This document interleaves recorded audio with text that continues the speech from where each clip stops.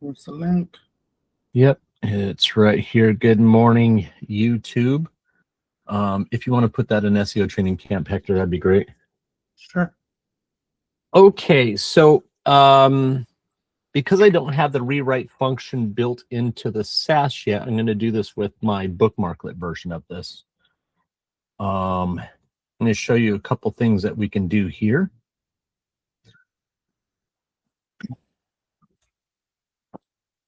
So I'm going to assume dog anxiety is the entity. So, because that's your URL, right? But it's not in your H1. Okay. So run this.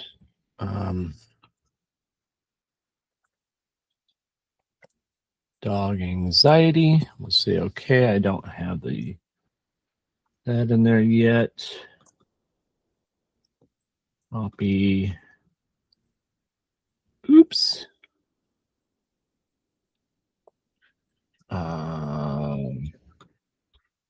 Let me stop this just for a second because of my API. So dog anxiety, enter my API, and it can't do it because of a pop-up. And we'll start this again. Okay.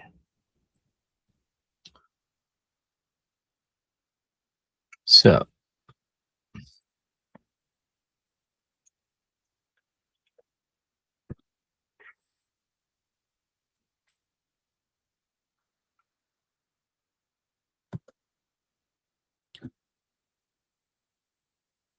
okay, let's see here.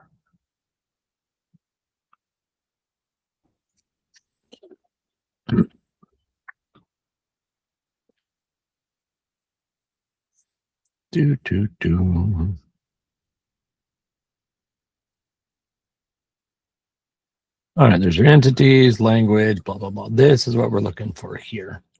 So it's this that is the issue. So I'm just going to cheat. We'll take this. So you can see which sentences, which paragraphs, all that actually don't align.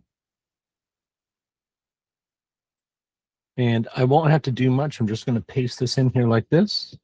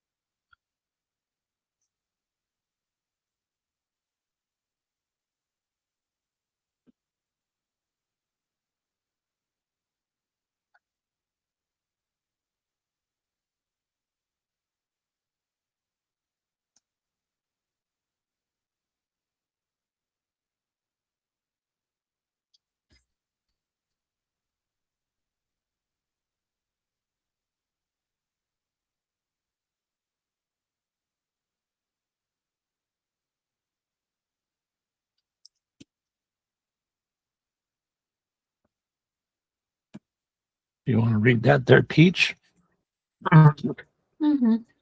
Casey, this content will be good to drop on the content editor, or is that wouldn't really need to, because the content was good. Like if you go look at it, the content is actually good. Got good stats, got good information, it has all the right pieces.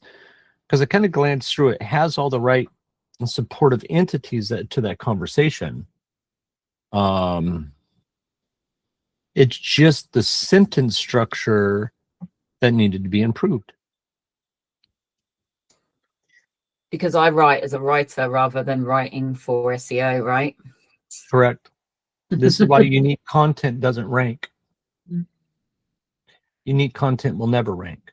And nothing wrong with even, and it's not really about unique content per se. It's about the sentence structure and how you present the data. So if you, I put that link there if you want to read it, and you'll be able to see the difference. It's just that I'm keeping it more focused on the topic and the keyword in each section and sentence a little better. That is it. Still, most of the stuff is probably very similar. Hey, Lou. Hey, guys. Is Owen popping in soon? Ando, maybe. Oh, okay. Ando.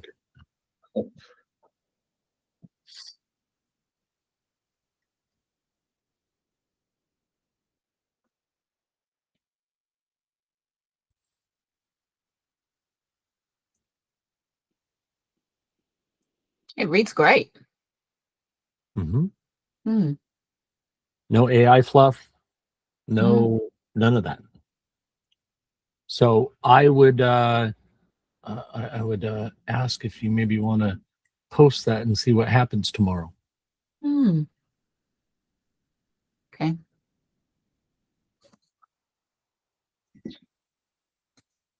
The tool works great when the content is already good. It can only do so much. It can fix bad content, but only so much. So is any version of that tool publicly available? no. The assessment part is I will. So now that all the assessment part works, I'm going to work probably Friday and all this weekend getting that ported over into the editor. So that'll be my thing that I'm going to try to accomplish this weekend. And hopefully by Monday, then I can let people start testing the rewrite function and allow that to continue until the end of December, and then January 1, I'll lock it all behind the paywall. So. All right, to do. And I keep telling everybody, keep testing and keep bringing out this good content, because you know, once it goes behind the paywall, it's going to be a little bit harder to get access to. Yep.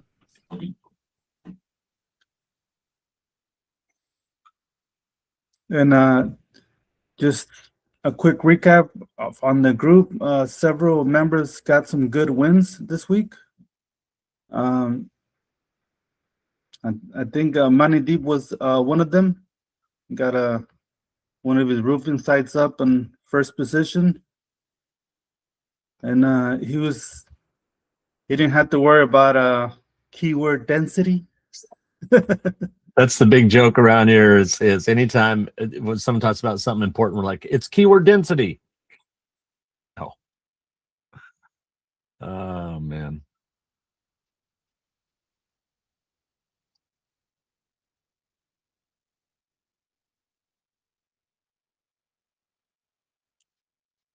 Anybody has any questions or related to your content or the tools? Oh, You know, well, that bookmarklet. What's it for? Wanted to post it. Oh, that. So let me show that too. I apologize, I didn't show that. Let me get back to sharing screen here. But I was out. Yep, nope, that was me. I totally dropped the ball. Blame the leader. Okay, so here is this website that I was doing that sample review on, right? So I press this and it creates into a markdown. So I can do this markdown. Where did we use this? So I drop that in here. You see, there's the name of it. This was the original content. I just copied the name of it, bring it over to this. And so I'm extracting everything to create a WooCommerce listing. You see? So now I know there's the title, the short description, full description, the features and benefits, ingredients. And then when you start getting down to the attributes, now these are the things that you can start adding into WooCommerce on the attributes. So that will create filters, sizes and weights and textures and all that good stuff. What categories you can put with it. Obviously, there was no SKU or anything like that. None of this stuff was provided. And so you'll put in your own pricing or whatever affiliate link or, you know, and that's it. All it's doing is creating good, following again, my prompt engineering, FOMO alert, to create these really, really good product and entity focused descriptions based off original content. And literally, what did I do? I was like,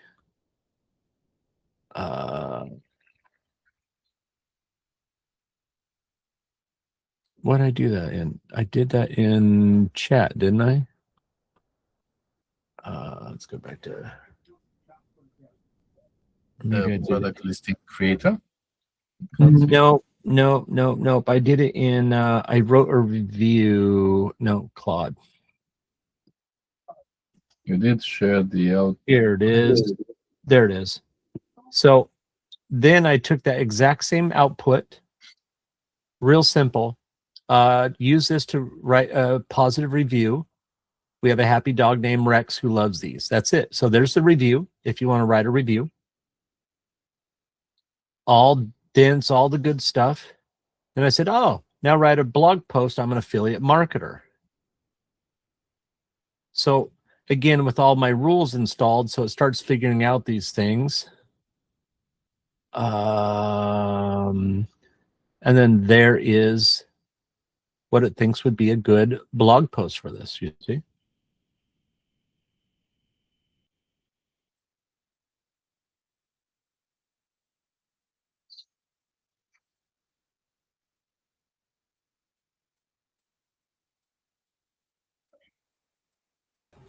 Have you decided on a price for the tools yet? $1 billion. I'm actually going to take a vote. Last time I did, basically everyone said I should be charging $100 a month.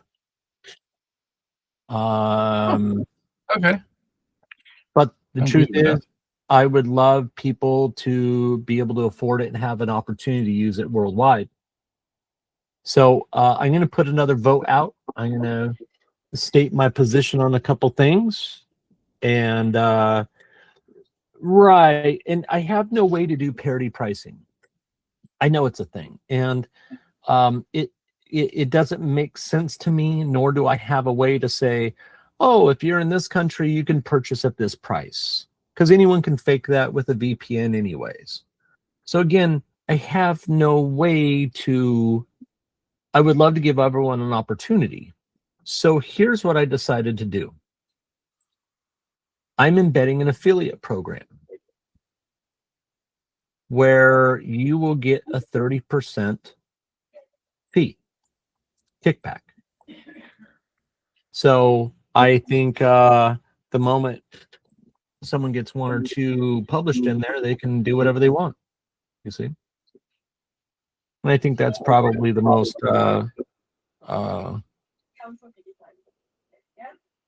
SEO bros pay double, right? You gotta watch those email accounts, right? You're charging double.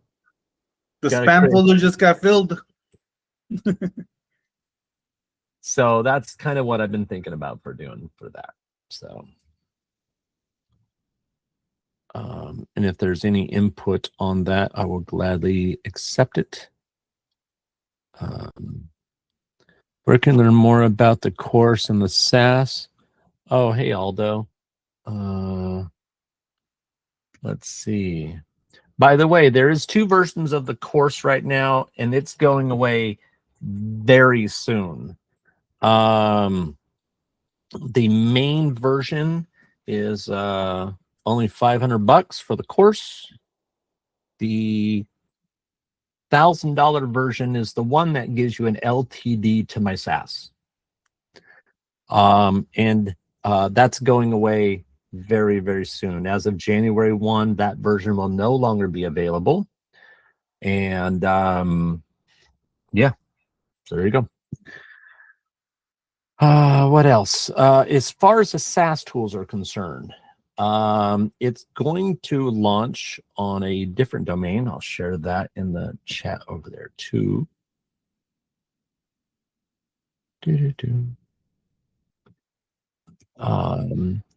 You cannot log in yet or do anything like that. If you have bought my course and joined the private group for it, I have shared links there that people can play with these tools for free. They are not behind the paywall. I have shared some of the other ones publicly as well, outside of that private group, so people are more than welcome to test some of those options. So what do? I have a content editor like you've never seen.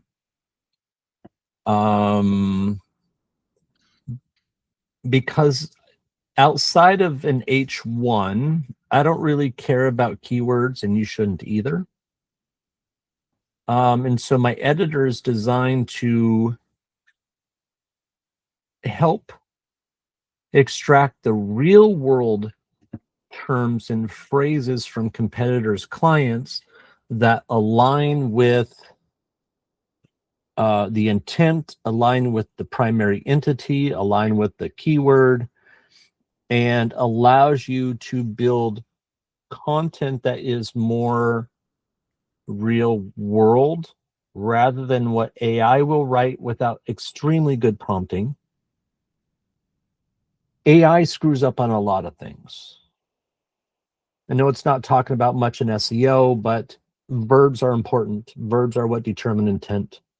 Verbs determine what you do. Do you install, repair, maintain, replace, upgrade? You see, demolish.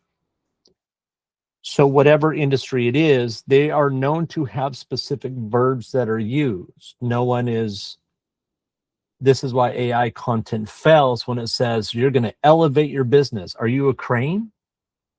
Are you an escalator? Are you a tram that goes up to the ski slopes? I don't understand why you're elevating any business. And those types of words and descriptions are not used in the real world for these types of behaviors.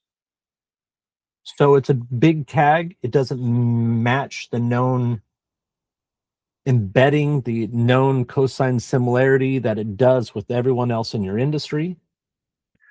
It screws up on noun-noun combinations. So like, I'm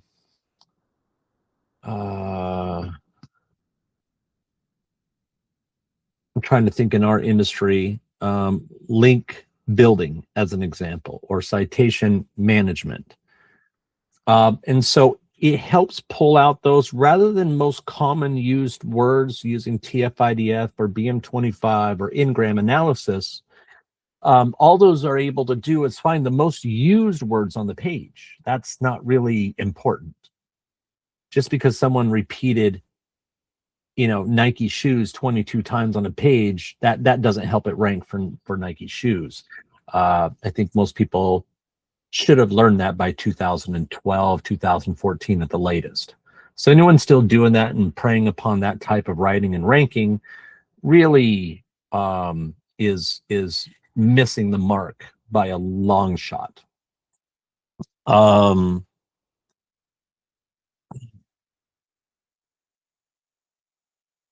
What else is in there? I have research tools that pull the right terms out. that you're supposed to have in a conversation.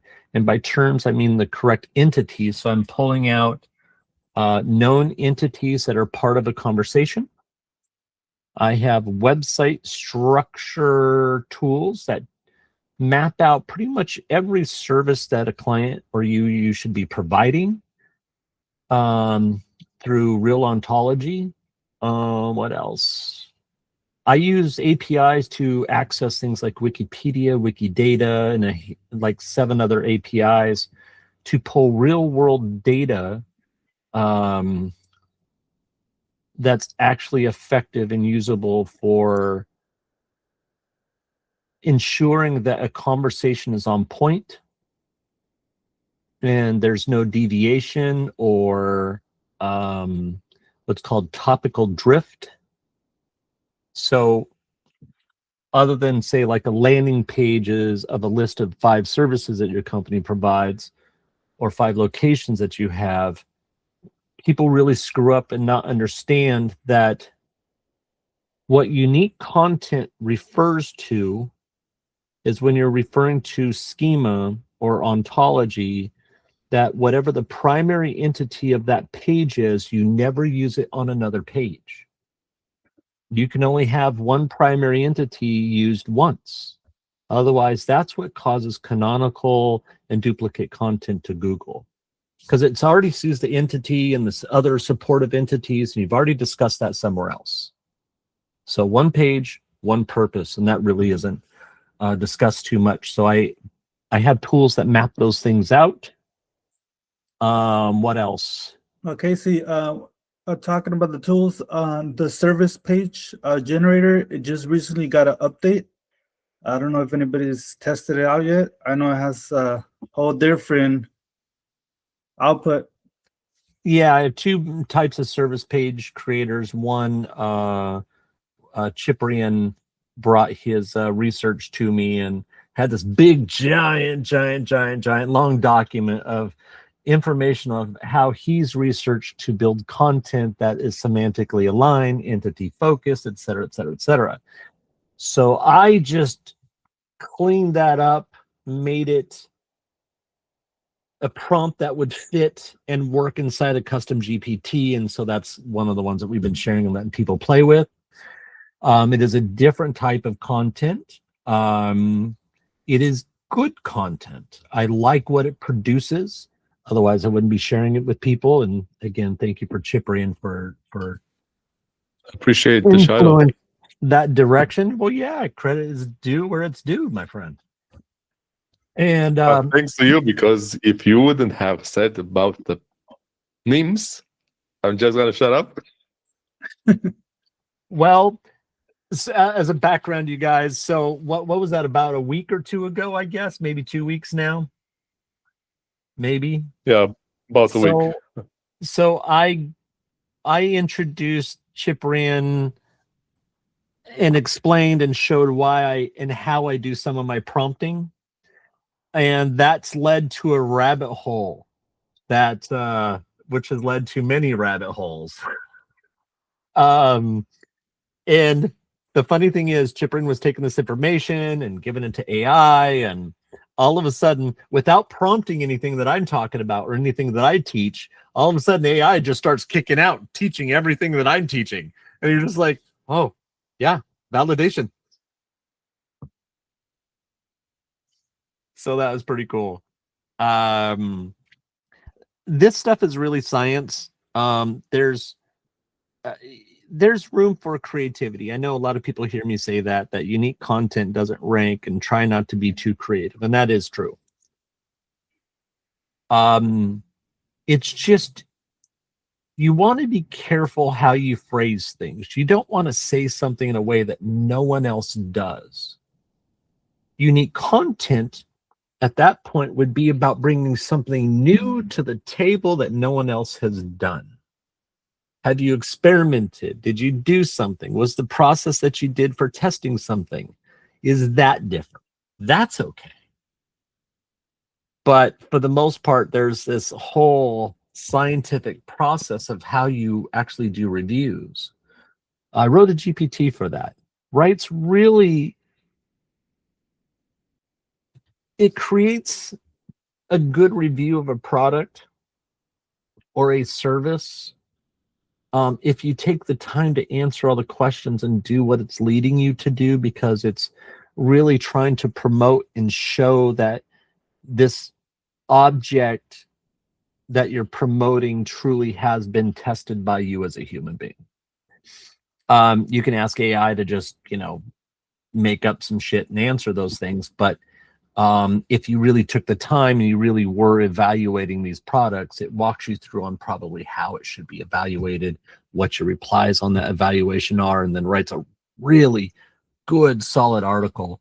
I have 2 affiliate marketers right now that have used that extensively, and they actually then take that and put it into one of my rewrite tools because it's very technical the way it writes it, and this other tool makes it a little more user-friendly, at least for their audience. And so, again, following and doing everything based off science is, and the entity, including your prompt. So we're talking about a lot of shit here. Your prompt should be written truly focused on the entity. Do not try and describe things that you want the AI to do in flowery speech. You find the term, the real definition for what you're thinking. If you want it to do something, see if there's a known scientific term for what you're thinking, or some type of entity on Wikipedia, and use that descriptor or that request, that entity in your prompt. That way, again, you're matching, you're not allowing AI to guess and interpret what you mean. So yeah, that's a lot. Sorry, ramble.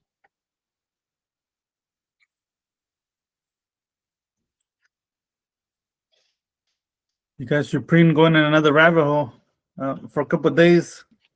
No, I was looking for that thing. I don't remember where was it. Because going down the rabbit hole, I asked, "Are you sure this is backed up by patents and stuff? And why are you giving me this information?" And it was like, "I'm just dumbing it down so you don't have to go through a whole level." Gee, thanks, Gemini. That was kind of a slap, right? I'm trying to dumb it down for you. That's great.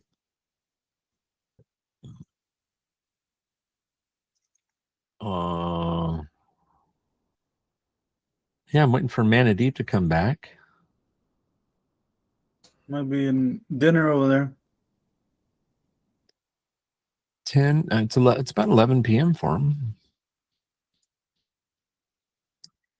I'm surprised Rose not on the call. I know. Oh yeah, after midnight for a Rakesh. Rushikesh. I need, because I keep shortening and just saying Rushi. I need to say that right. Sorry, bud. Yeah, Ruchi. Friends call me the short Ruchi. Oh, Ruchi, okay. Ruchi. So that's okay then? Yeah. All right. Appreciate it. And Alla, yeah, Alla G, she came in yesterday. Good to see her. Your content alignment worked. Ontology 2 times. I just got. Oh, apparently the alignment tool is currently working if you want to try it.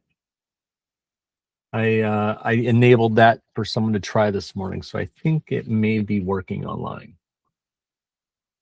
And also the ontology map, that's fire there. Yes. So that's one of the tools. The ontology mapping is basically what maps out a website, what pages you should have. What services your industry probably should be covering or does cover. You can clean that up and remove whatever's not important, but yeah. If you're looking for a corporate structure, it's headed in the right direction for sure. Yep. You know what, Marcus? Oh, that's not Marcus. That was Chris. Hey, Chris. Your profile picture is very similar to our friend Marcus because he's also a photographer. And I saw the and I was like, oh, Marcus said hello. No, it was Chris. Still happy. Okay, what else?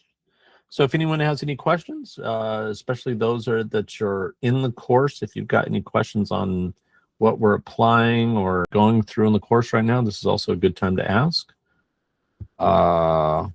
If you have anything you specifically want me to look at and evaluate, I will also take the time to do that. So I've just updated the post. I've just pasted all the updated content in that you've written. Shall I change my rank math settings to show as dog anxiety treatment plan as the main keyword? I think it's dog anxiety because that's what I used because that's what you had for the URL. So that is the main keyword is dog anxiety. Okay. It's dog anxiety treatment plan is the full URL. Then change it to that. That's more than fine too. Yeah. Okay. Sound like I said dogging anxiety. No, I'm not dogging anxiety at all. We know it's hump day, but it's not Screw you people with anxiety. No. That'd be horrible. And then I guess we just look back in 30 days and go, how many clicks has it got, right? Do I need to re-update it in GSC, right? Yep, just repost it. Yep, resubmit. It should probably crawl it within a less than a minute. Yeah, it's usually quick. Is there anything social sharing in SEO?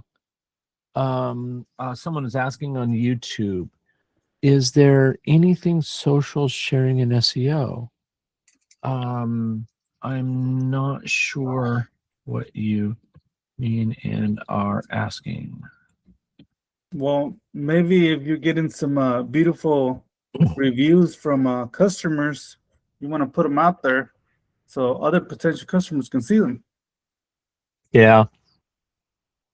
Or as well as finishing any type of work at any job site. You want to let them know you're over here in Merrill's Drive finishing this type of project. Yep. Before and after photos, the field workers, they're the ones that need to be held accountable.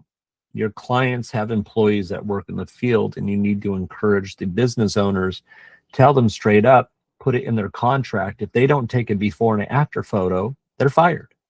It's that simple. That just put it in your job description. And if you can't meet that expectation, you're doing work, but you need to take a before and after, show that how good the service was, how clean you left the area behind.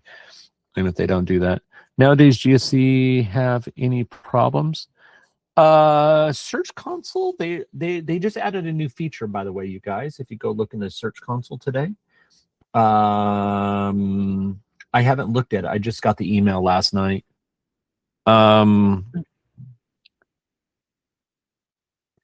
So let's see if there's any large updates. I know there's an update going around right now. Some people were talking about some volatility. Let's go look and see if Common Crawl updated. So Common Crawl just released their November 2025 update, you guys. So yes, so that means Google is doing an update. So Google doesn't really crawl the whole internet. Most people are unaware of that. They allow Common Crawl to do the work. So they download 2.3 billion web pages, 378 terabytes big. And so every time this gets released, Google then pushes out an update. They download this, for those that don't know, and this gets converted to what's called a C4 data set. And you'll see it's a colossal clean Common Crawl, you see. So this gets converted, and this gets converted using Google's T5X. So this is Google's current algorithm that they're using. You cannot download this tool. It is a Python tool. You have to rent it. and use it on their servers. That's this is how it's done right here off their Google Cloud. So you can evaluate content the exact same way that Google does. Now, my analysis tool is a much watered down version of this. I'm still using an embedding engine. It's just I'm using a slightly different process. And if you heard the presentation we did about Google's, bye Peach, it's great to see you. So Google's embedding system. So they just created what's called Muvera, M-U-V-E-R-A. And it's a way to reduce costs in the long run. I'm kind of emulating the same process. I'm creating embeddings of everything when I'm evaluating your content: headers, paragraphs, sentences, words, sections. And I have a different analysis that's used for each one of those, because again, Google shares their algorithms. Here, let's spam everyone for a second. So Google, in this instance, they have different uses. If you ever want to do your own research, you can figure out why. But if you look up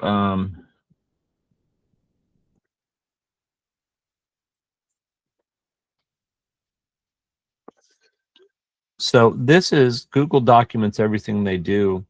And so how do they do it? And these are the three main algorithms that they use when dealing with embeddings. They use Euclidean distance, cosine similarity, and dot product. And each one of these has a different function, a different purpose. These are not the only algorithms that are used, but these are three of the main ones. Whether you're doing creating clusters of entities or topics or keywords or whatever, those are all pretty much done with these types of algorithms. And if you look at the keyword clustering tool I have up there in the site, that's what it's using. Again, it's using Google's algorithm, Google's design, Google's documentation to all that. What else?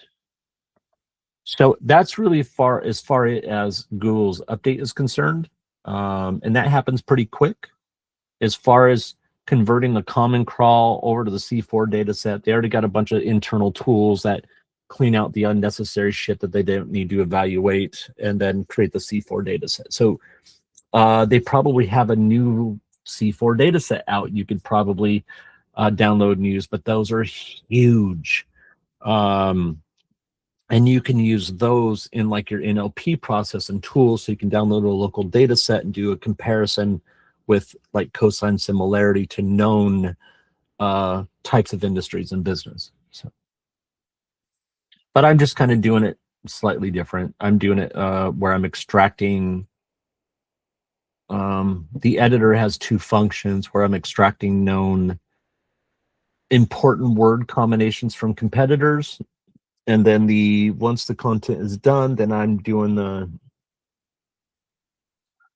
embedding chain process with a couple of algorithms, because each one's used to evaluate differently. And those evaluations are then shown, and that's what you have the opportunity to rewrite, and kind of what we did with Peach's dog article this morning. It's the exact same process.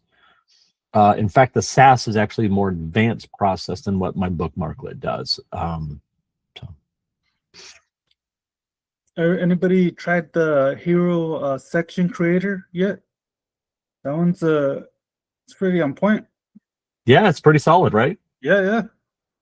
Here, let me give a link to that if you guys don't have that.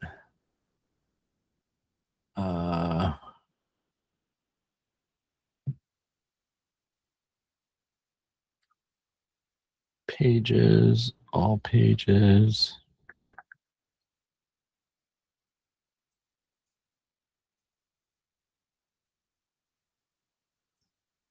So now, just so you know, this is going to be rolled into, I think, into the actual service page creators, because I made this as a separate tool to test and get feedback from people. So you're more than welcome to try that out.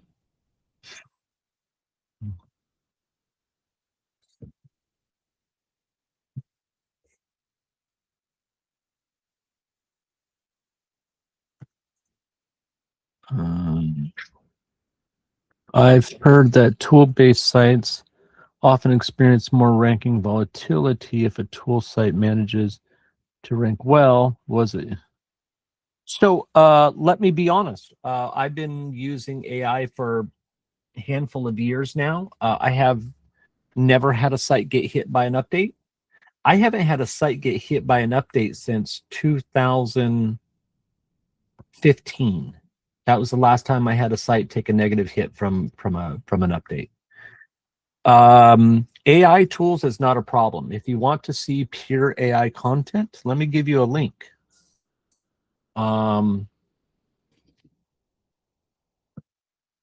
There'll be some issues on mobile.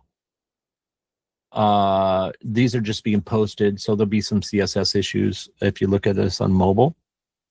But all these service pages, the design, the content, everything is 100% AI created. There's no human editing. Go look at that and tell me if anything about that doesn't look human. Look at that and tell me why it shouldn't rank. We just published those. I'm assuming. Let me go to Search Console real quick.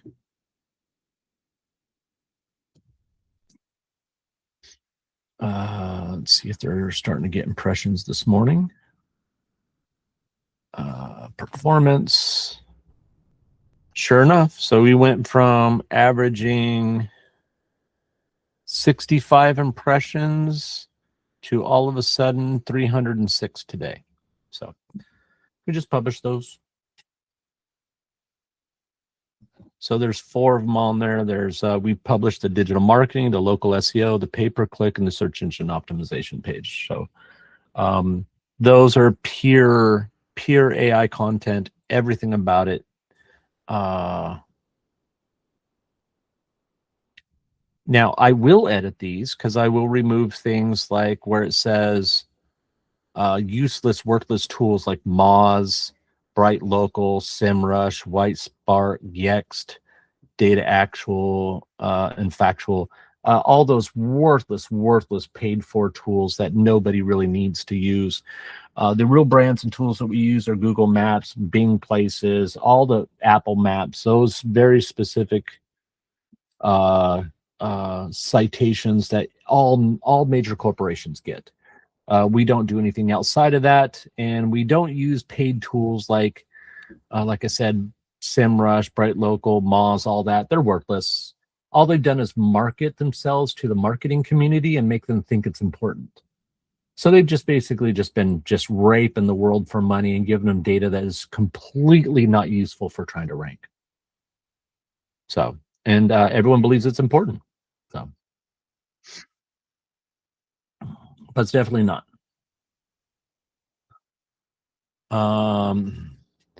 People are still searching for keywords when they don't understand what keywords are actually for. Keywords don't have to be on the content. You just need to be answering those queries. So notice when you look at your impressions, you're showing up for impressions for terms you don't have on your page. See, Google's an answer engine. You're a solution provider. So Google's looking for solutions to give to customers. So it's not about including the keyword on the page. That's the worst advice anyone in this SEO industry tells people to do. Just why the fuck would you do that? You're explaining what a product, good, or service is. And when people search for those things, those keywords, your content answers that. That's the point. Not that you have the words on the page. I don't know what retarded person came up with that and taught this to the industry, because that's just bullshit. Yeah. Utter bullshit. Waste of time, money, and effort.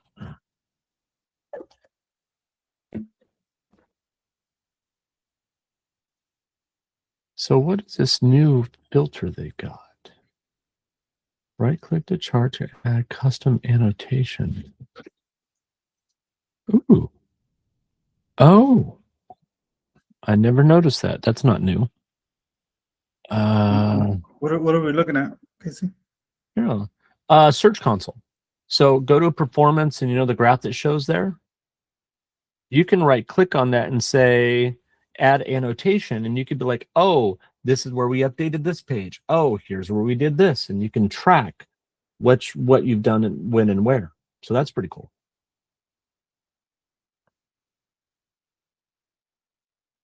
What else is on Oreo? No. Under insights. No, I just read they added something new. Oh, maybe it's under performance.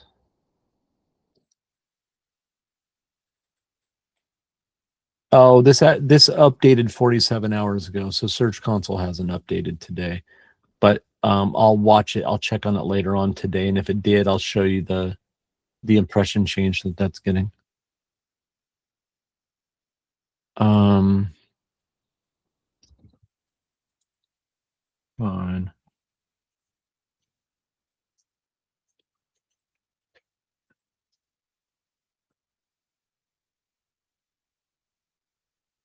Where are you, Park? Same place. Same spot.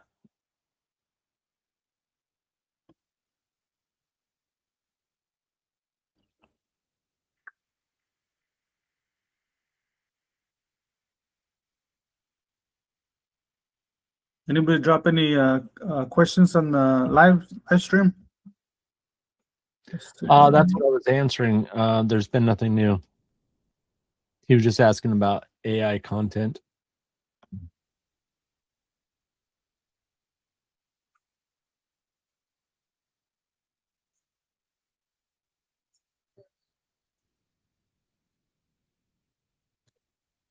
What else?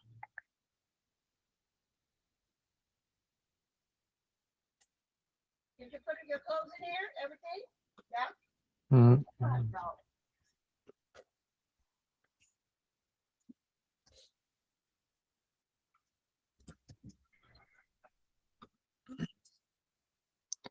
And there's that. If you're trying to pull out the exact real terms, right there, there's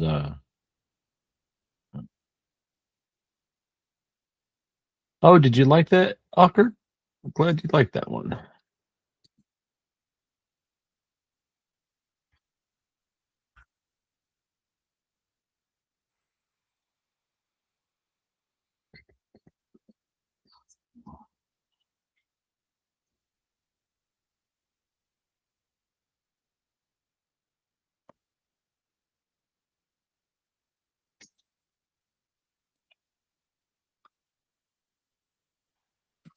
Listing that, I don't need this, and I don't need this. Okay. Back over here, I've got.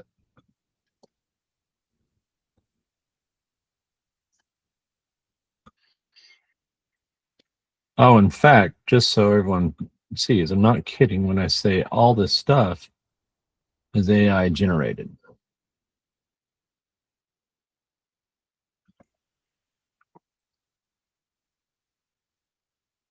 But yeah, this is in fact all AI generated. So there it is. Uses my rules, uses my output. This is what I created. So from my entity research tool to the service page tool, and then into here. And so that's all I was doing. But the interface, all this stuff is also AI. All of this, all these little beautiful little effects and everything else, these are all generated by AI. It remains consistent across my website. So I'm just doing one new service page at a time. Then I will do the home page, and then the about page. I'm literally just updating anything and everything as I'm going, getting all this ready to launch Mickey's new agency website. It's a lot of engagement right there. Movement. Yeah. Which we all know what Google loves. Yep. They want customization. They want things to look special. They love people mousing and clicking over things. So that must have took you hours to code, right? About 10 minutes.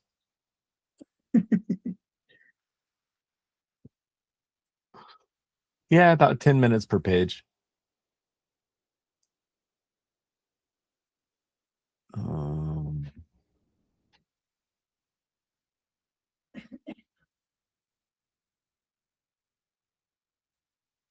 Let's see. Any other questions, YouTube? How many people do we actually have watching? Let's see. We got any wins for the day that anybody wants to share?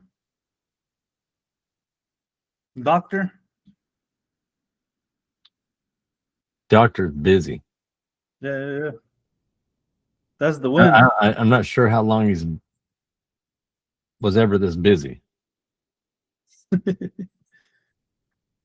We don't know what's in front of him. It might be a whole factory of laptops over there.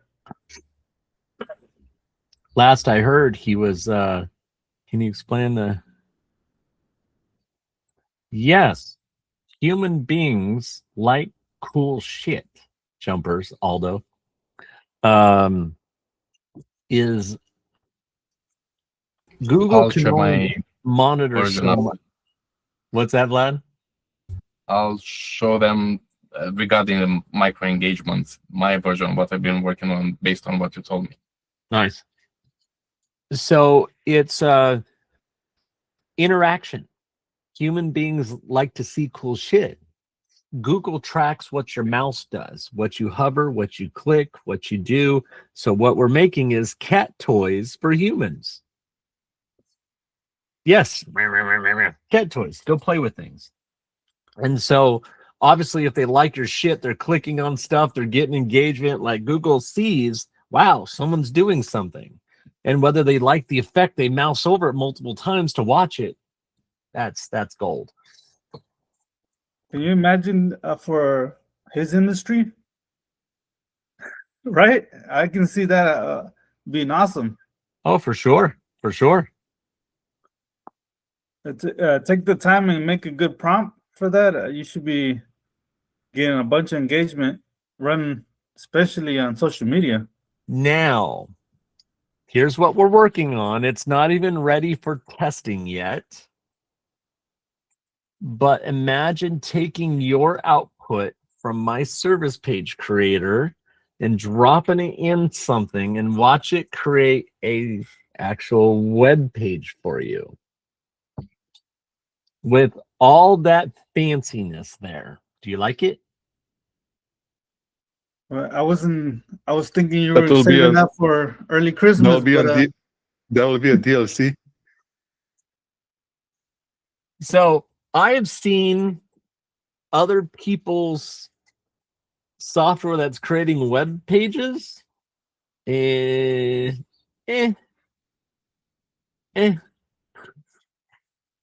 not feeling it, you know. Well, the thing about that software, yeah, it's creating a website, but the content itself. Oh, I know. They're trying to write content and it's all informational. And it's difficult because I'm friends with some of these people that make these tools. And there's a part of me that is like, bro, you need to change this in your prompt, you know, but I'm not here to save everyone else's business, you know. One person, I actually shared something with them. I shared a little bit of a prompt on how they should be doing their output. I don't think they never listen to me because their software's still creating this garbage informational content. And I feel bad.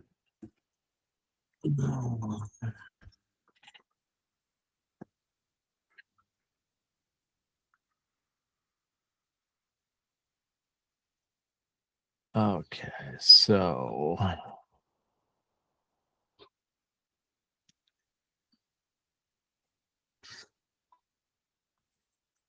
going back to the informational content, recently you published the blog post, right, related to that, and did a stream with Shiprin about that. Yeah. And it's really powerful once you know the intent. Why do you want to post the hundreds of DIY blog posts to help people do the service you provided? Yep. And then if you do get that small funnel of people that broke their stuff because of your instructions, they coming at you with everything they have. So if you try to unleash your bunch of potential Karen customers, then go for it. But I wouldn't recommend it. DIY content always leads to Karen customers.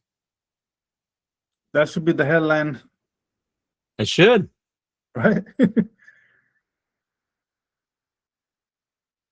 So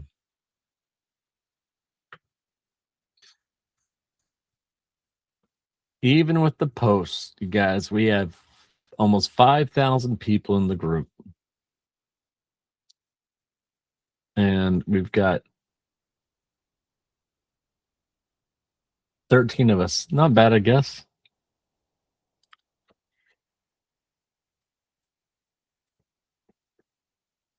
I'm looking in the group.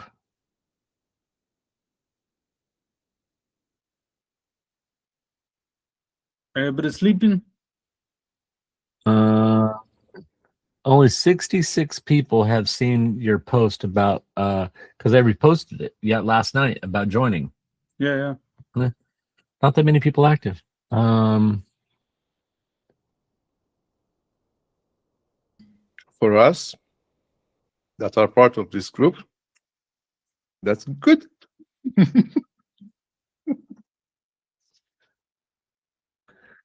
Yeah, I know. It prevents competitors. I feel you.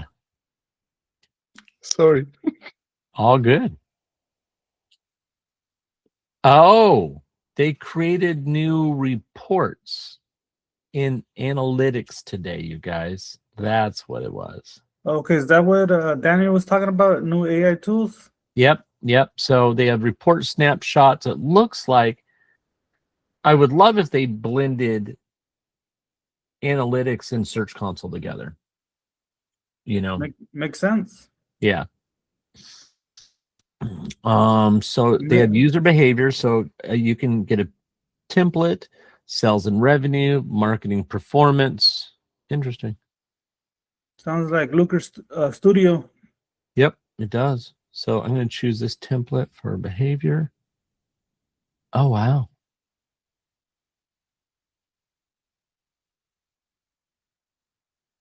$125 new customers on the site today, or just since the last 48 hours.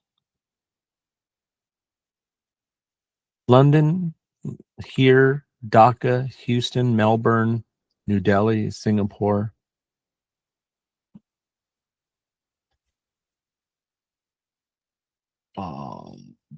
No, that's the wrong website. I'm so tired. Let's look at Pirate Serve. There we go.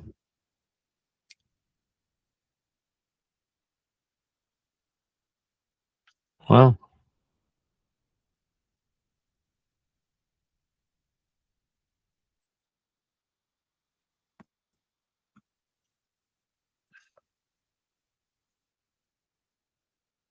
so right now we have someone from Nairobi on, Cape Town. I'm guessing that looks like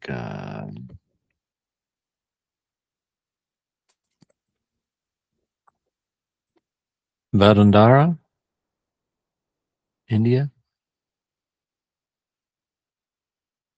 I don't know.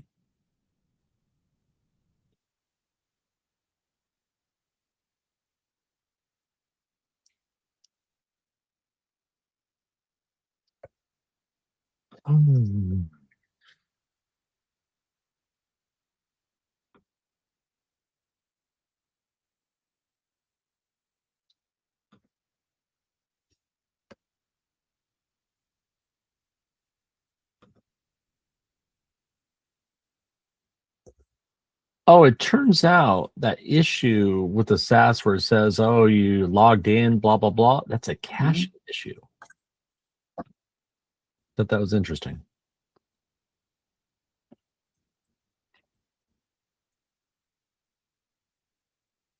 So may have to put no cache on some of those.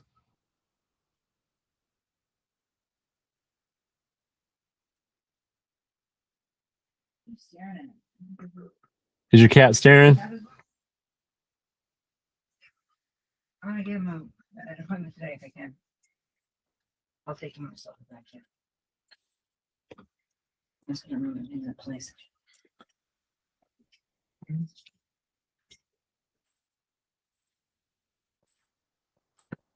you need hot water for your tea? I have no tea. Okay. I have no tea, no lemonade. Oh, but we don't have lemonade. No. Yeah. No.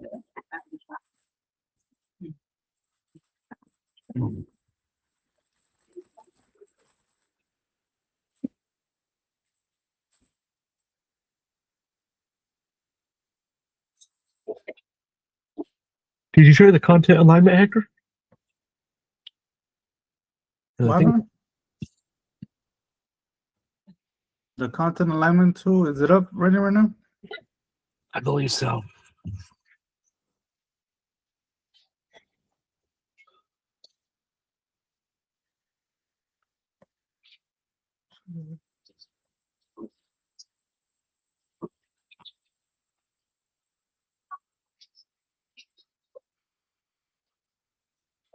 Let me get the key. So the key, it seems not to be saving in my end every time. Nope, I have it not saving right now. Not until it's behind the paywall. Because so many people are testing it, I don't want someone leaving it on in a shared space for someone. True.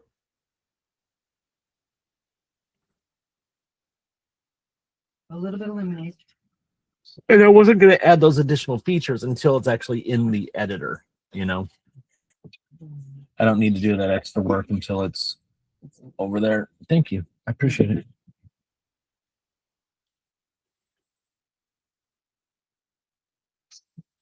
And just so you guys know, when you do use the alignment tool, the OpenAI key, the Gemini key, the Gemini embedding engine is much better. It's new. It just came out in July. It's really, really nice. But you hit your usage very quickly and you have to upgrade to a paid tier. You have to actually do a request to get access to that. But the OpenAI key, although not as new, not as powerful, does a great job too. And you can pretty much spam the hell out of that. You do about 35,000 pages of evaluation for $1 or something like that. Also, the update for the rewriting section will be coming soon on the content alignment. Yes. Is there a button on there right now? After the alignment, there may be a button at the bottom. Maybe. Yeah, where you put the it says to put in your key, right? Nope, it doesn't show up until after you do the analysis.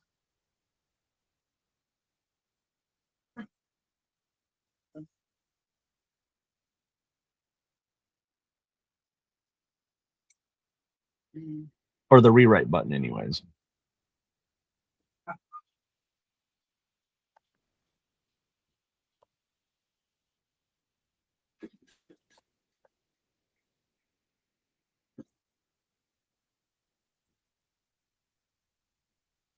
Let's try. One second. I got that freezer tasting it. What's that? That are in the freezer. Got the freezer tasting. Those ones, what? The cookies. Oh, got it. It tastes nasty. Mm. Tastes nasty.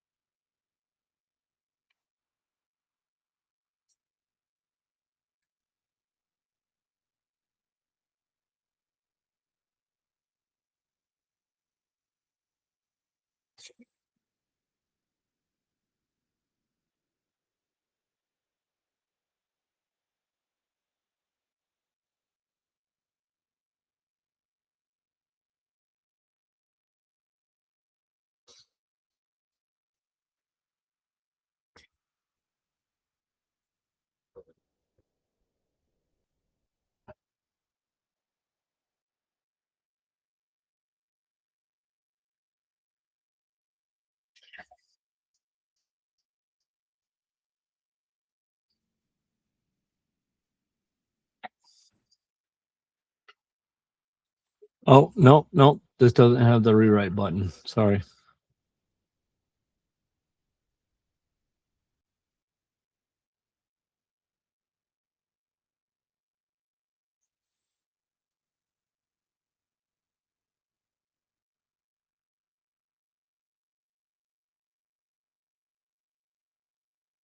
Ooh, thank you. It's not super hard. It's all right. I'm happy.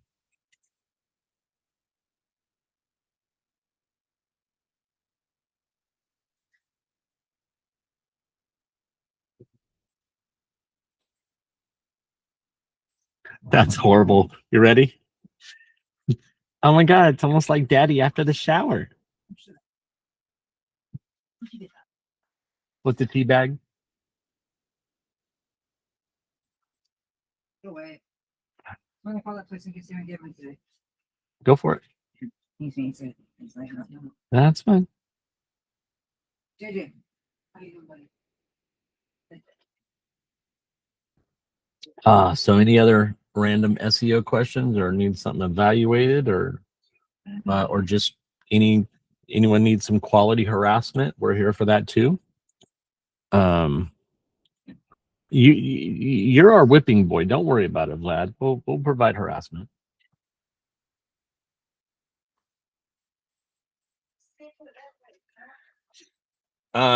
Nope.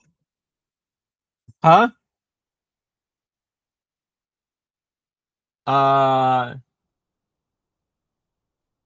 Give me a second. That is on. Oh, okay. That is Thompson Boulevard by Target. That is Thompson Boulevard and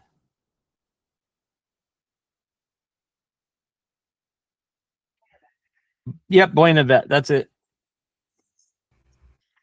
I love that facility.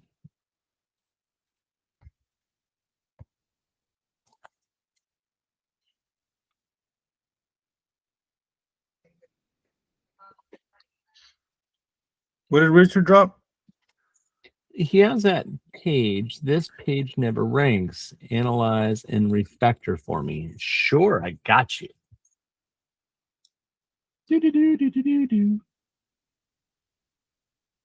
I will do that right now. So,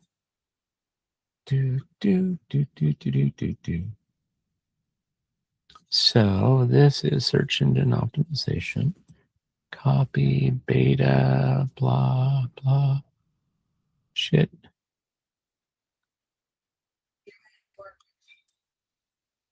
What? Okay. Okay, so beta, search engine.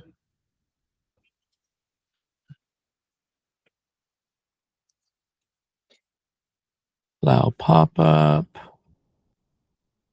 Let's do this again.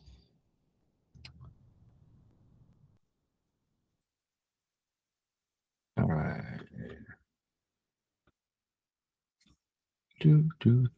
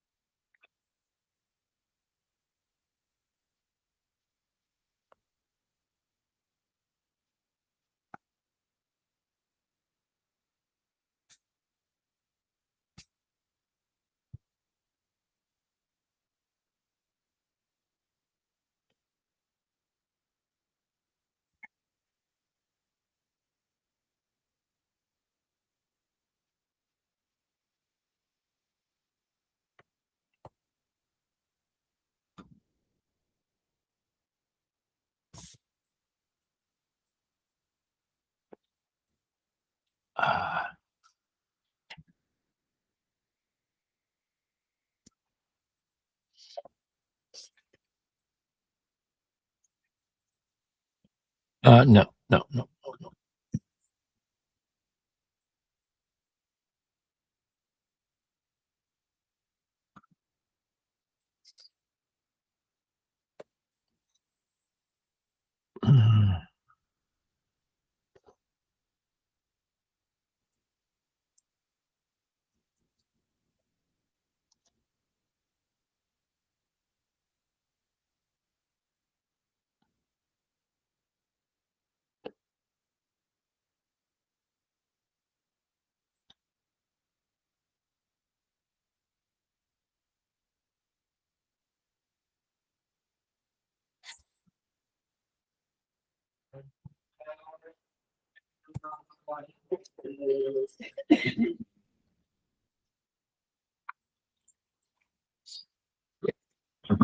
Hmm. Is that a different tea? No, it just tastes different. I like it.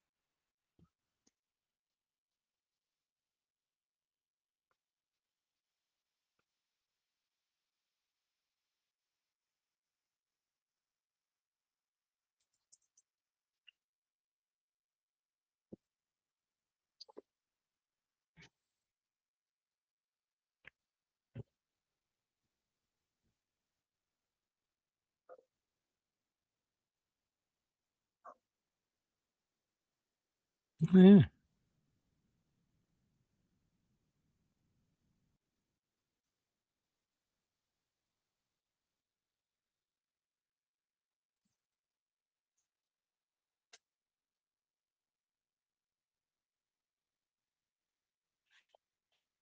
Richard, is this your agency page? They're calling me right now.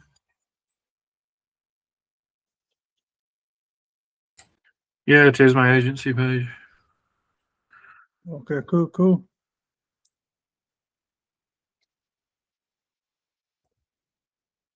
I guess we all need a quick freshen up on our pages. Yeah, totally. It's been, well,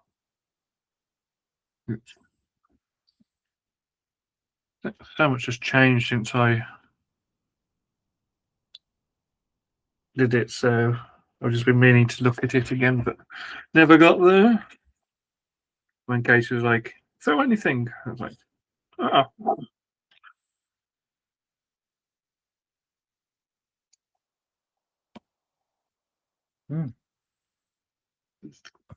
Is this made with Elementor?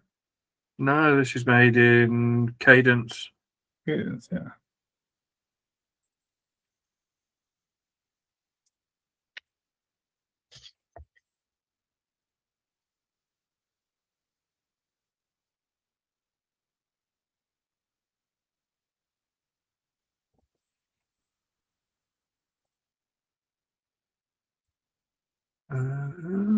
Why is that not showing me up? Come on.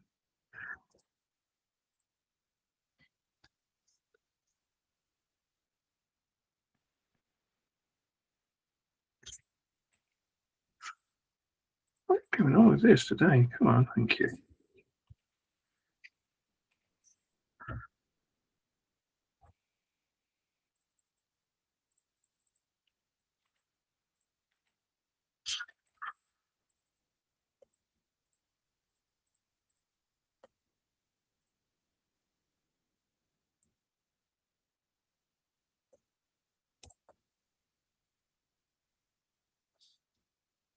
I'm on the phone with the vet, so I'll be a minute.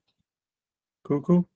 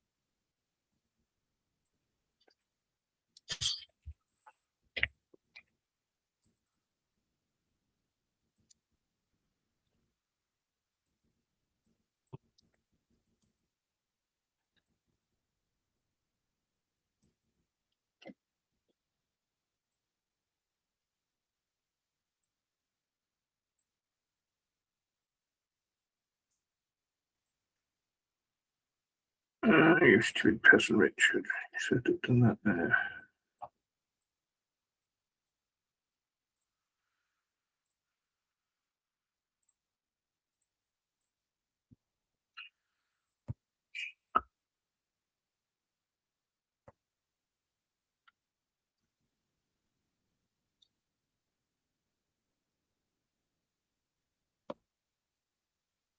So Shaprina, what do you think about since you do web design? What do you think about this AI Yeah, dang it. AI websites? Is there any? Are you seeing anything good or bad about them as far as design wise?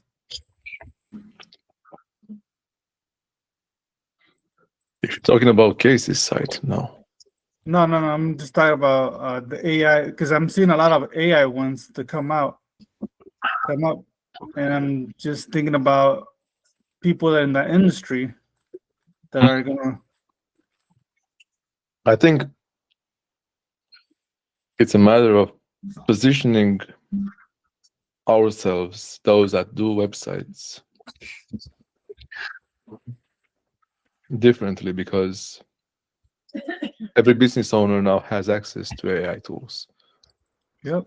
They can, for example, because Base 44 and the other Lovable, they're all over the place. They're burning money on ads, so people know about them, and they became entities, I suppose. And you, as a business owner, you're gonna try to take shortcuts by using those tools, while you have no idea about design principles, maybe copywriting.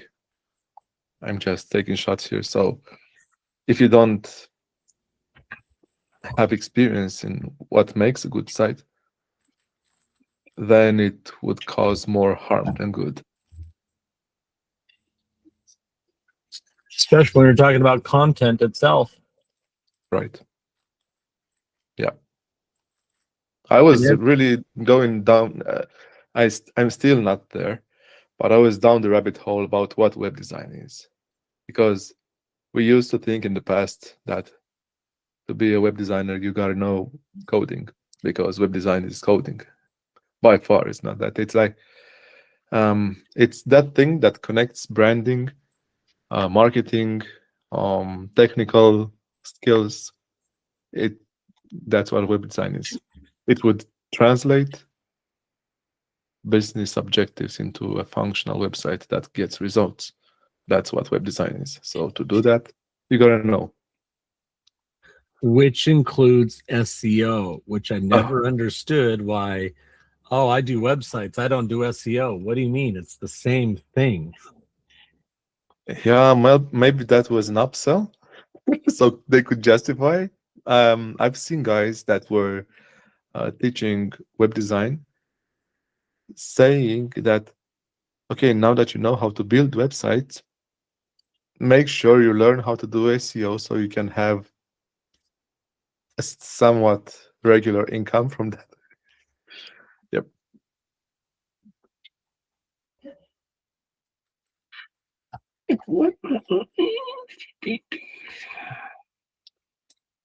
Yeah, we always thought it was one and the same. It's, you know, we have clients that call us up. Hey, do you guys do SEO? I had this idea. I had someone make a really good website.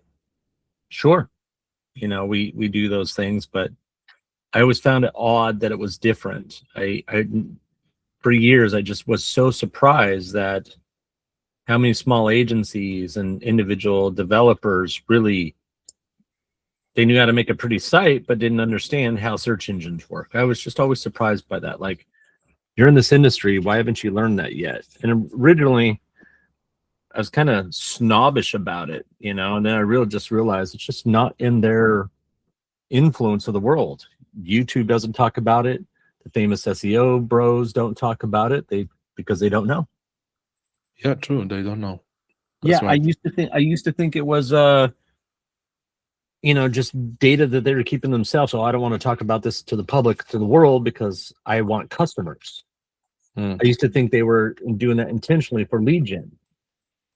But after watching, you know, dozens and dozens of these videos by all these SEO bros, I realized, wow, they really are clueless.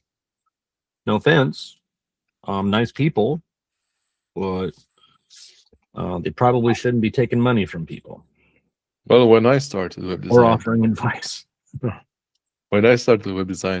Almost 20 years ago, I was all after the looks.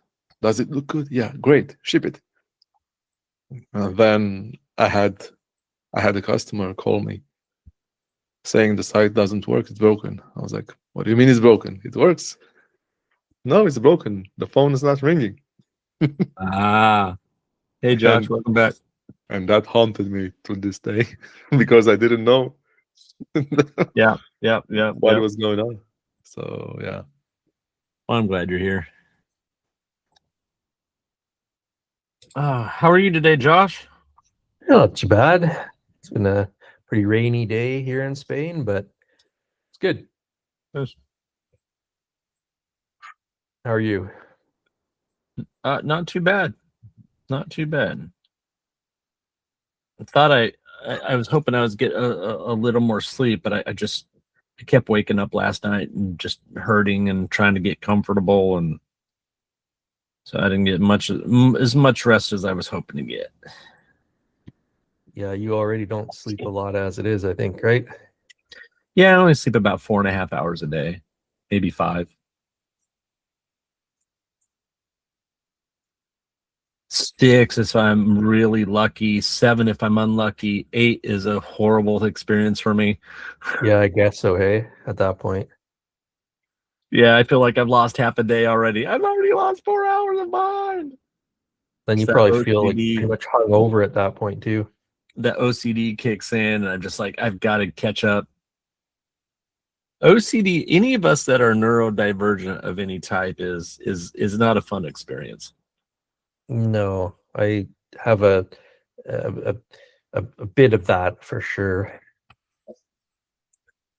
Miki's ADHD, she's on the other end of the spectrum. It makes things difficult for her, and I'm grateful I'm not too far on this spectrum, or it would just be impossible. I'd be like House and just like, you know. But I'm not too bad. I didn't realize it when I was younger. I didn't realize it until in my 40s why I tuned certain things out and why certain things were repetitive for me. And I understand now, and I can see the thought patterns, and I can interrupt those things. You know, I've learned to be more self-controlled. All those are just survival instincts. Most people don't realize that. They're just survival instincts from whatever childhood trauma that you've got. Someone was critical about way things were placed or not placed, and so you do those or whatever. I have issues with salt and pepper shakers on tables and silverware on tables. Is that right? Yep. It's glasses on tables. Oh, okay. And it's only where it's set for me. If it was someone else, well, they moved it. That's their shit. It doesn't bother me. But my things have to be just so, or I'm uncomfortable. Weird. And I know where it comes from. And it's just, you know, any but yeah, all those issues come from someone or something. Usually childhood. Yeah. I mean, they don't call it the formative years for no reason, right? It's formatting, so Yep. You're literally being formatted. Yep. Getting indoctrinated. Having a young kid has been interesting for me because I see myself repeating those things back to him, whether I intentionally, I have to catch myself because I do it all the time. I'm like, I don't want to keep doing this. I don't want him to have the same issues I did. Get that influence, right. It's tough to break those cycles. For sure.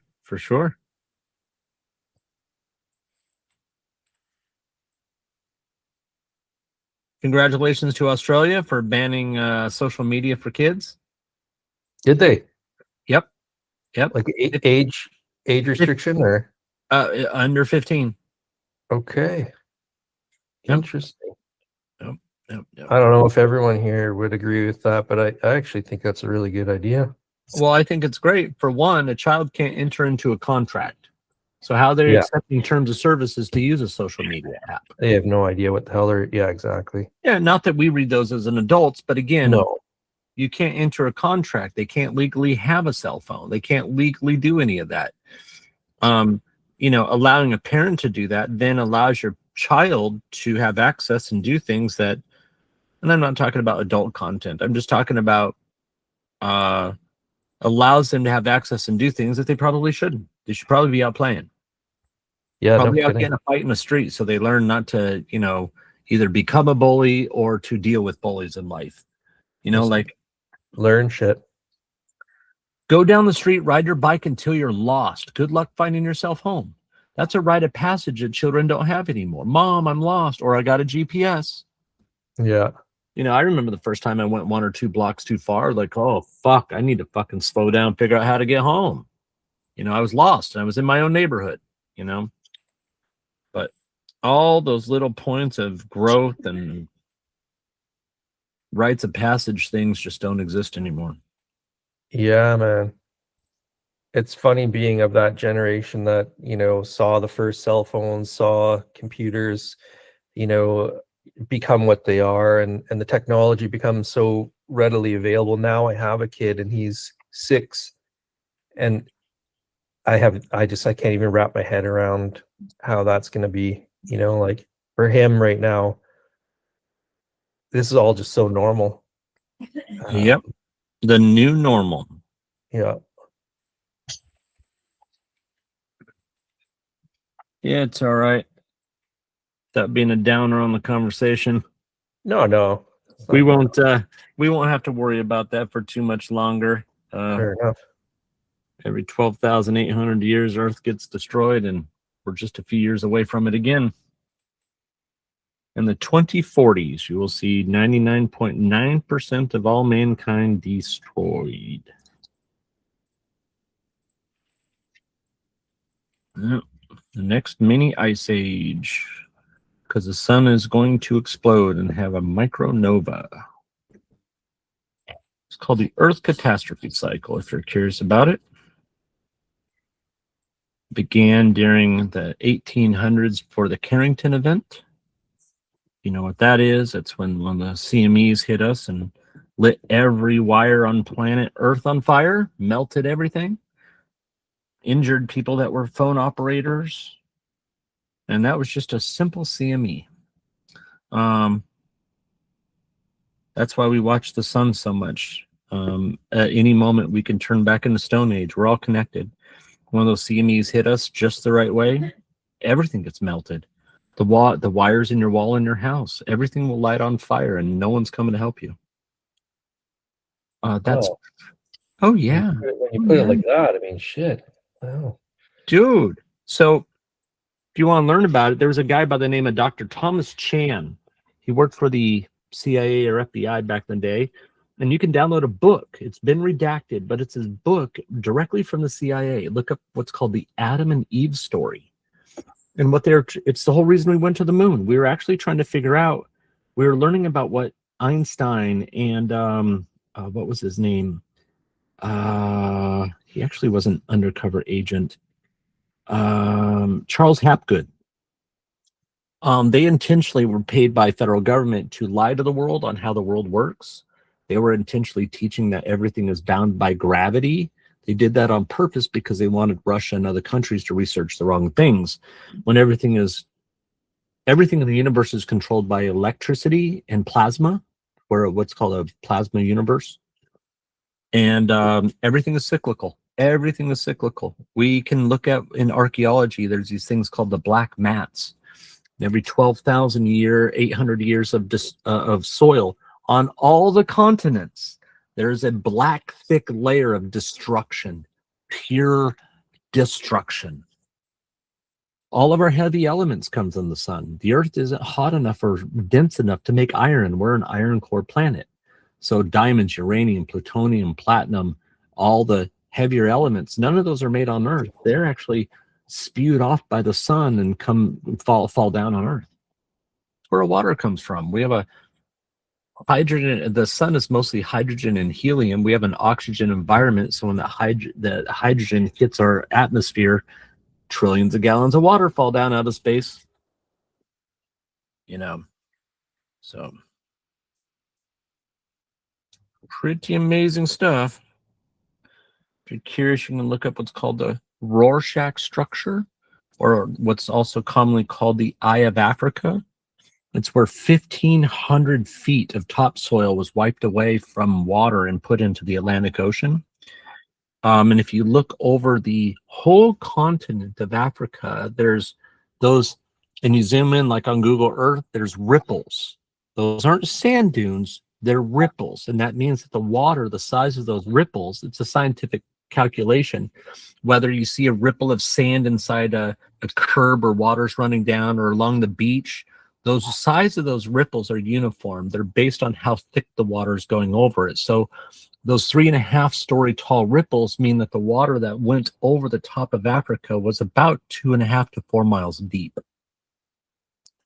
That's crazy. Yeah, that happened 12,800 years ago. That's what kicked off and began the Younger Dryas.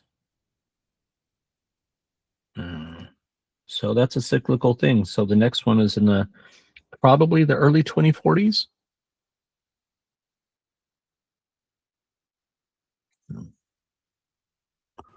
How do you prep for that? Anyway, you can. That's why there's a few safe zones. So like in the States, you kind of need to be on the other side of the Colorado Rockies because they're too tall. The Pacific Ocean doesn't go there. Some of it leaks around. That's how we have like the Great Salt Lakes in Utah. That's actually ocean water. That's Pacific Ocean water. The Great Salt Lake has no contributaries. And that thing that's 1,000 miles away from the coast, that's how it got there. The Salton Sea in California, same thing. That's Pacific Ocean water. It's not from anywhere else. And we know that because the salt content and mineral differences between the Pacific and Atlantic Oceans are very distinct. So if you went to like South America and look where the two water masses meet, they don't mix. One is green, one is blue. They have different salinity contents, different mineral contents, so they don't mix. So that's how we know where the water came from. But yeah, the Great Salt Lake is actually Pacific Ocean water. And the only way it got there is because the Earth rotates 90 degrees and causes that tidal wave that's, 3 miles deep to come across California, Oregon, Washington, and then flow south. So if you look like on Google Earth, all the valleys are so water channels can filter down from Northern California, Idaho, and all that down through California and out through LA and San Diego. You can see all the channels, how they formed all the water. It's all designed that way. Pretty amazing. That's crazy stuff. Yeah. The few people that live near a cave or underground are the few people that will ever survive. Last time that did it, about 15,000 people around the world survived, and we can tell that by modern DNA marker. We all come from the same 15,000 people.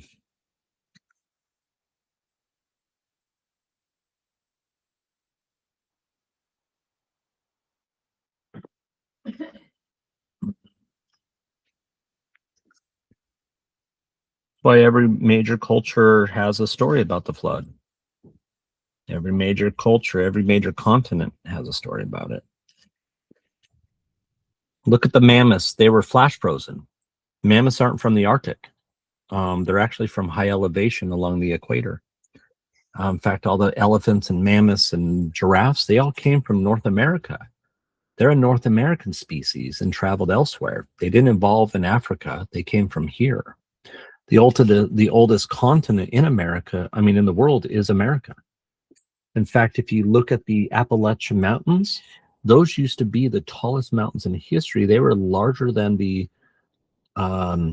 Swiss Alps, but over entropy and erosion over time, they are what they are today. But those used to be taller than the Alps. So when we found mammoths and all that, we found them with all the food frozen, flash frozen in their stomach. They didn't even get digested. Hundreds and hundreds and hundreds of them. And then when we bred them, made an embryo in an African elephant and tried to put them in Siberia, you know what they did? They headed south because they can't deal with the cold.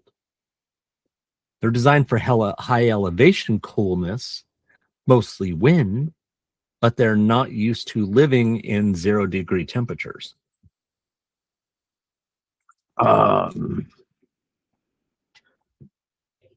Yeah. So so Alaska, after this rotation, will be back down by the equator, where it was before. And it's interesting how the Earth flops and rotates. The center of that flop and rotation is Giza. Is what, sorry? Giza. Oh, yeah? Pyramids and... 100%. That is the center of the world's landmass, where that's at. That's the center of the rotation point. It's very interesting. So like the new North Pole, the new South Pole. So right now, the North Poles aren't even in the Arctic anymore. The North Pole's in Siberia. The South Pole's out in the Atlantic Ocean. It's heading to Brazil, and the North Pole's heading over to the China. So China will become the new North Pole. Brazil will become the new South Pole. All those people will be dead instantly. No one's living through that. Yeah, it's such an amazing study. It's such a fascinating study. I learned it from a friend of mine. We both have a type of memory recall. It's not photographic. It's a different type. And we met in Mensa when we were younger, and he was an attorney representing some company and came across the study. So he's like me, OCD, can't stop. And to the point now, like NASA and all these big agencies around the world listen to him. They correct their science on their website based off him. Most scientists have a very short, small, shallow field that they're allowed to research in. And since he's independent, he can search them all. And he tied all these pieces together. California, he actually can predict any earthquake when and where as long as it's above a 5.5. And he has like a 98% accuracy rate. So the official earthquake app for California is based off his calculations. So all earthquakes above 5.5 are caused by the sun, not plate tectonics. And again, it just has to do with electrical discharges. That's why you can see lightning go down or lightning go up. Earth has a magnetosphere around it, and that magnetic field. Oh, are you submitting it right now?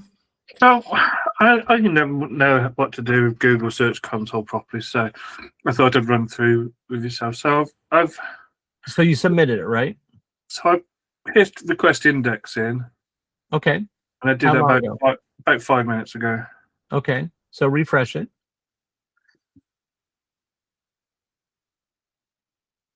So they have not sent even a phone crawler to it yet. You see that? Yeah. So you're just waiting on Search Console at that point. Okay. Because you would be unlucky. I always seem to be slow with Google. It's been slow all week. Yeah. People have talked about it. If you look at Google Search Console, it hasn't even updated in days. All right. Go look at go up to Insights. I mean, Performance or Insights or whatever. Look on the upper right.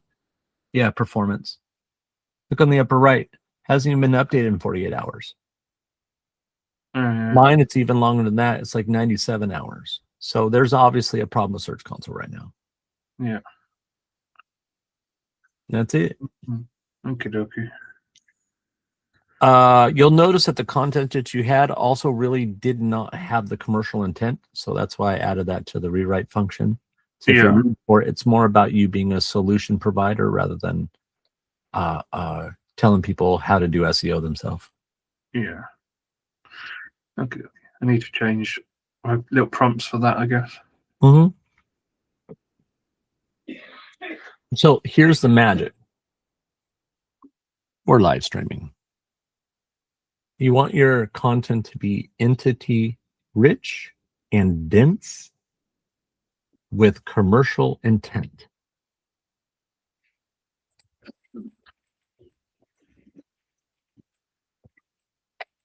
And that'll save you a lot of time on trying to put good content together. Yeah. Okey-dokey. I guess it's going to be a case of what you do is you create your content first, and then when it's for you, analyze and then rewrite it. Yep, and that's part of my rewrite prompt. That's why I had to do it manually and show it to you. You know. Yeah. That's it.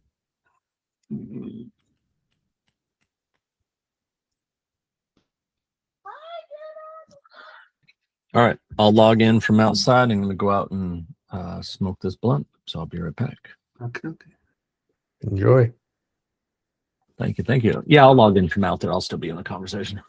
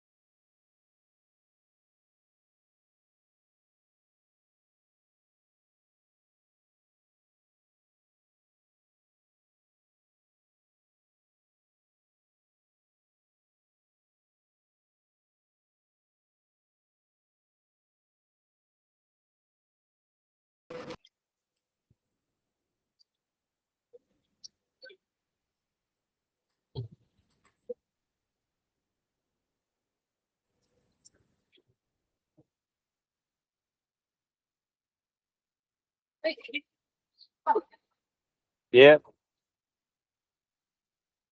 Where's my coffee?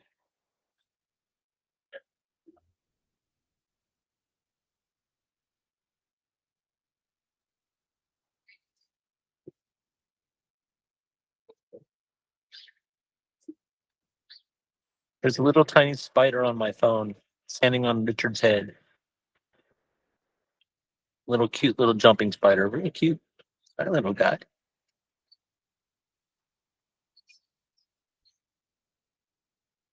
Oh, running up to jumpers now. Does it have a British accent? Nope, he's just chilling out with jumpers now.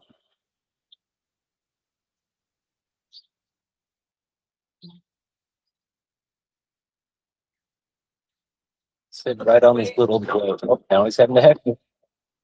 Almost a heck there. Walking up to Peach. I'm good. How are you? I'm like, Why?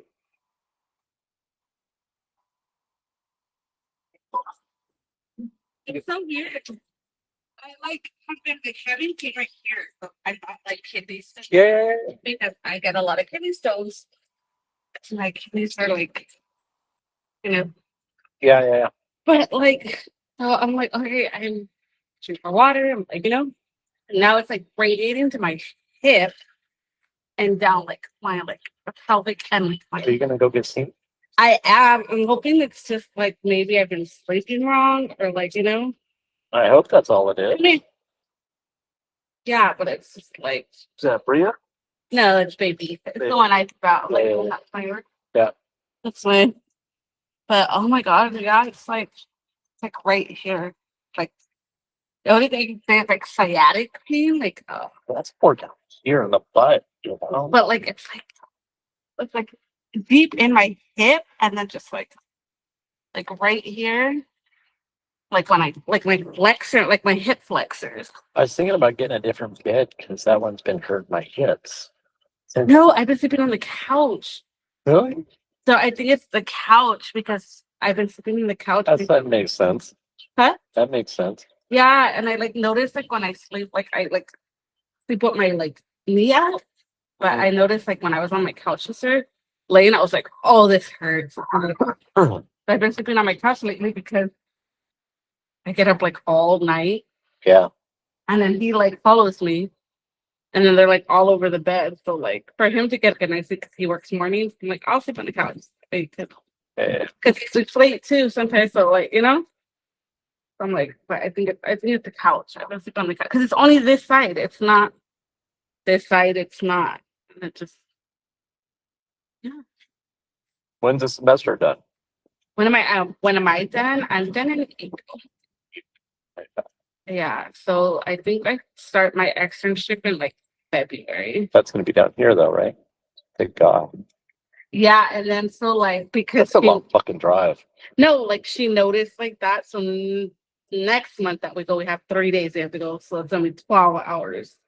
But I'm like, bro, why can't you just do it on a Saturday, 8 hours and then 4 hours? You know? Yeah. But God knows she's gonna want to do that because like she's already stressing because she has EKG. So she's gonna try to EKG after we leave. So from 1 to something. But like she's just taking it as like a vacation, I think. That's why I think she's leaving her weekends open. So like be here Wednesday, Tuesday, Wednesday, Thursday. Free money from teaching without teaching. Exactly. Like so we'll see how that goes. I used to have a professor like that. It was so stupid. Yeah. And it's so weird because like when we went, like she was teaching us stuff. Me and my partner, I knew the words, but like you know how I need to write it by hand so like my brain could differentiate between like regular words and then like, oh, this is medical. So when I see like abbreviations, I already know. Because if I like see it on the computer and I'm like, okay, I'm like, you know, SQ, like I could think something out, you know? Yeah. Your brain automatically thinks of like, you know, not like subcutaneous and stuff or like, you know? Yeah. So I have to start writing and doing my part of You know, Mickey's jealous of your shoes, right? Huh? You know, Mickey's jealous of all your attachments. See? Yeah, your little attachments. Little giblets? Yep. Really? Yeah, she likes those. I've had them, and it's so funny because I had them like a year before I got Crocs, and I was like, "Oh, I'm gonna get me Crocs. I'm gonna get me Crocs." And then I was to the point where I was literally gonna give them away. It was like, "Oh, I'm good." But I have some extra ones I could give her. Oh no, she's got a few of those. Oh. What's wrong? You want to go inside? Why are you? And then I think I'm fine, and I do a movement, Casey, and I'm like, "Oh my god!" Yeah, we have to take our cat to the vet later. He's still not getting better. Mm. Is it getting worse, or is it just, or is it like just? He's half his weight he was 6 months ago, Think it, and we gave him some antibiotics. It seemed all right. Some steroids and all right, but it's only for like a week. But now he's starting to get some crusty shit on his nose. Only 5 years old. So young. Oh my So goodness. it looks like he's got infection in here, and Yeah. we didn't see any sign of this before. So we'll go get him. We're gonna get him another round of antibiotics, a different type. Yeah. Hopefully it'll be all right. Yeah, I mean, so young. Mm-hmm. How are you? You got a rough year with your cat. I do. Oh, good. I'm a person. I don't do death with people. I'm like, I get over it. Like, I'm okay. But hey, Hey, have you tried the pozole from that place over there? which one? The truck over by KFC. Really, I don't really buy Mexican food. Well, yeah, but I have some that can't make it very good. Oh no, I end up like Well, it's not that she makes bad food. She's not Mexican. I don't know if she's ever made pozole. I should ask her to make it. See what she can do. So were you gonna say she's not Mexican now? Well, she's not. But that doesn't have to do anything. No, I know. She cooks really good. I never thought she'd. I should see if she can make some pozole. Yeah, pozole is not hard. I think pozole. Well, I mean, I do short trips. My Nothing wrong with that. the one I don't like is the green one. Me either. She's into the green sauces. I love green sauces. I'm bad at red sauces. Really? I don't. I mean, I don't. I have preference. I don't like red sauce. Mm. I'm really good at green sauce, but just like green pozole, I don't know. And it's weird because I eat chicken. Like I mostly what I make is chicken, but like yeah. I didn't know. Mm. I'm gonna harass your mom because I know she's doing fucking tamales. Hey. Didn't you just fucking leave, bro? Who is it? The young guy. Oh yeah, So when I found his ID, like she last year or year. yeah. Yeah. The new kid with the Mercedes. Yeah. Yeah. He's the cousin of the ones up here. Yeah. Yeah. He's really nice. He is. The one over here, he's studying to be a vet tech. Yeah. I was like, right on. That's cool. Yeah. And then when I see his dad like come, I let him park here. Like I'm like, oh, Yeah. and he's really nice too. Like He is. yeah. Sorry, guys, I didn't realize I was spamming you all.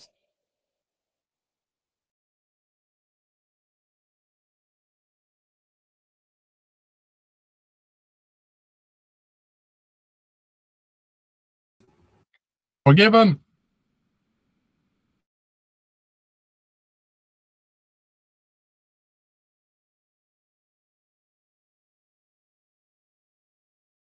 I need to find a commercial for you regarding that.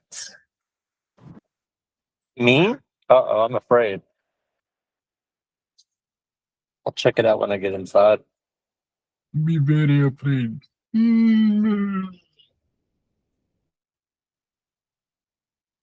much pain. I can't see dogs in pain. I get those. Oh yeah, I don't want. I'd cry. I don't want to see any animal in pain. That's what I'm saying. Like I would love to let you know, but I don't want to. Oh, you'd rather Okay. see humans suffer? Oh hell yeah. Bitch. You know why? Because at least they could tell me, like, you know, where What's wrong? exactly where it hurts, How or can like, we you know, fix it? Yeah. yeah. And then they just look at their eye, like they give you those little sad eyes, or they.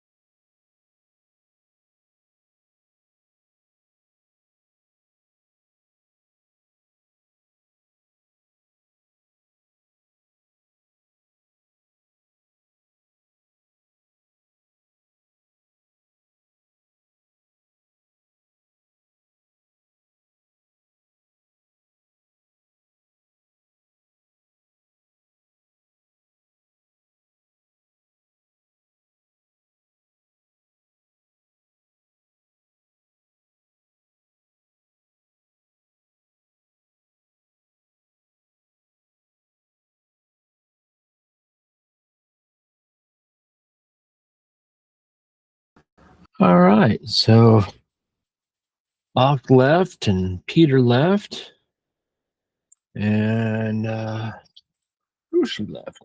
Makes sense. They're on the other side of the planet. Let's